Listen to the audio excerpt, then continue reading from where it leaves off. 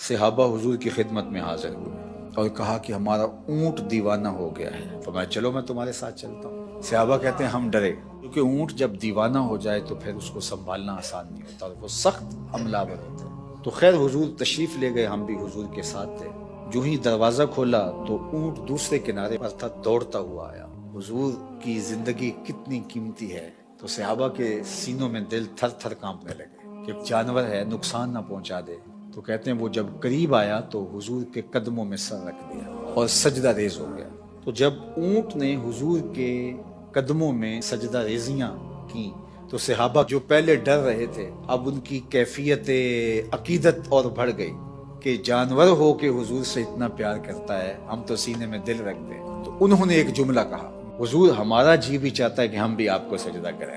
یہ جانور ہو کے آپ کی معرفت رکھتا ہے، پاگل ہو کے آپ کو پہچانتا ہے، ہم تو سینے میں دھڑکتا ہوا دل رکھتے ہیں اور دل میں آپ کے پیار کی ایک کائنات آباد ہے، ہم بھی آپ کو سجدہ کرنا چاہتے ہیں۔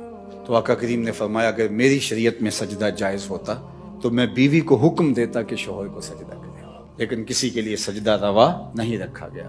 تو یہ حضور نے سجدے کی ممانعات کو بھی بیان کر دیا اور شوہر کے جو حق ہیں بیوی کے اوپر ان کو بھی بیان کر دیا۔ خاتون ہو جو اپنے شوہر کے حقوق کو پہچانے اور حضور کے اس فرمان کو سامنے رکھے تو گھر جنت کا ٹکڑا بن جائے گا۔ اور مرد کو حضور نے کیا نصیحت فرمائی؟ مرد کو کہا کہ عورت کی اگر کچھ باتیں تجھے ناپسند ہوں تو اس بات کو دیکھو جو تمہیں پسند ہو۔ اور میں کہا کرتا ہوں نکاح کے بعد یا تو شوہر اپنا گھر چھوڑ کے خاتون کے ساتھ چلا جائے یا خاتون گھر چھوڑ کے شوہر کے ساتھ آئے، دونوں میں سے ایک تو ہوگا، لیکن یہ قربانی مرد نہیں دیتا، یہ عورت دیتی ہے۔ اور گھر سے جو قلبی لگاؤ ہوتا ہے، گھر کی چیزوں سے جو موانست ہوتی ہے، وہ مرد کی نسبت عورت کو کہیں زیادہ ہوتا ہے۔